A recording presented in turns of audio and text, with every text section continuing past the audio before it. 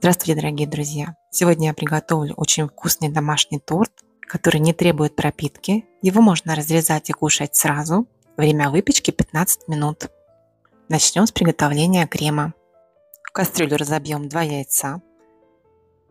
Добавим 150 грамм сахара и 10 грамм ванильного сахара. Перемешаем до однородного состояния.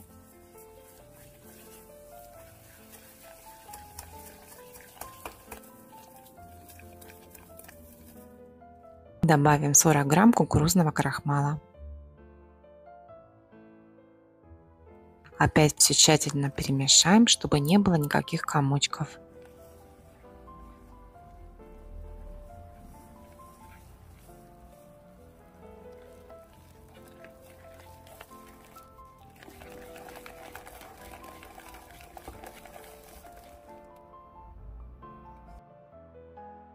Сейчас добавим 500 мл молока.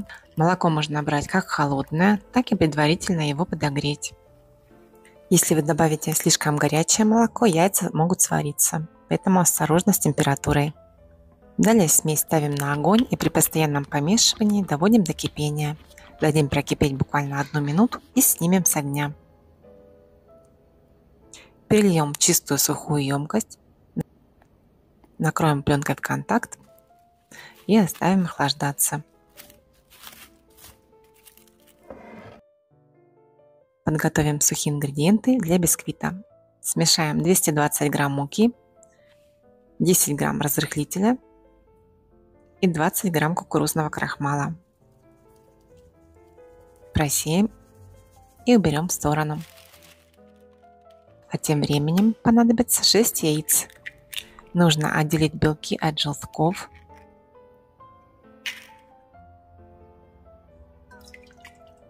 В белки добавим щепотку соли и взобьем до легкой пены.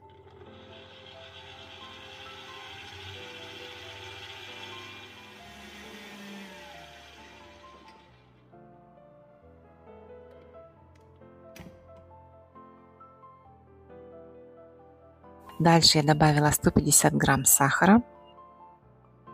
У кого маломощный миксер, сахар можно добавлять в 2-3 подхода.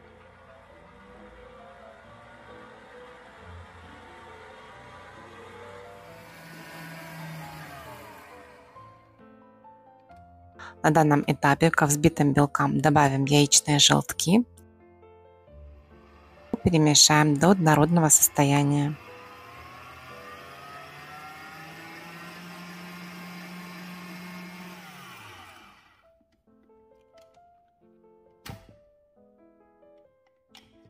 Сейчас я добавляю 120 мл теплого молока и 90 мл растительного масла.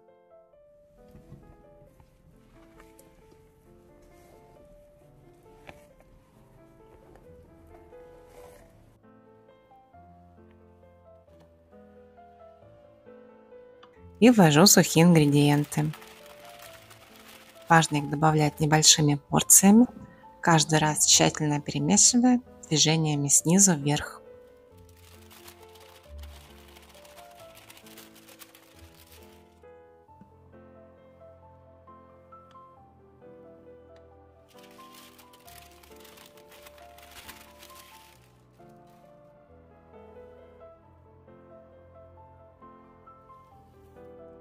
Готовое тесто я распределила по противню размером 42 на 29 сантиметров. Далее отправляем тесто в разогретую духовку до температуры 180 градусов Цельсия на 15 минут. Готовность проверяем деревянной шпажкой.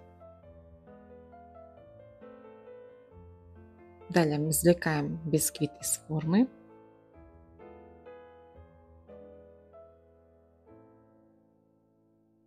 Убираем бумагу для выпечки. Подровняем края.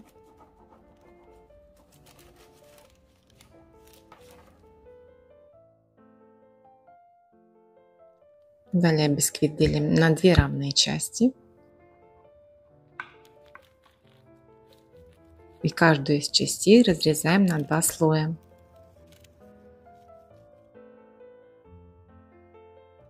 Тем временем заварная основа остыла. Вот такая красивая она получается. И теперь можно готовить крем. В большую емкость отправляем 300 грамм сыра маскарпоне. Его можно заменить на сливочный, творожный сыр или отвешенную сметану. Добавляем 10 грамм ванильного сахара и заварную основу. Забьем до пышного состояния.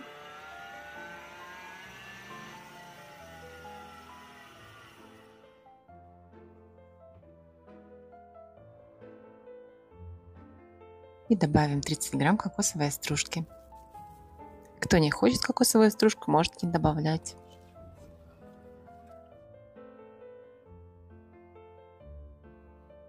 Коржи получатся очень нежные, сочные. Поэтому они не нуждаются в пропитке. Но кто любит прям влажные, мокрые, можете пропитать.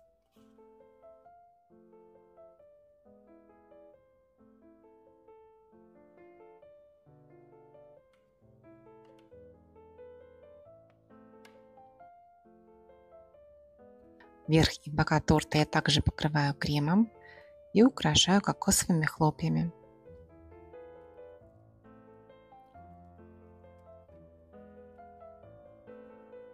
Все, торт готов. Он очень нежный и очень ароматный. Всем приятного аппетита!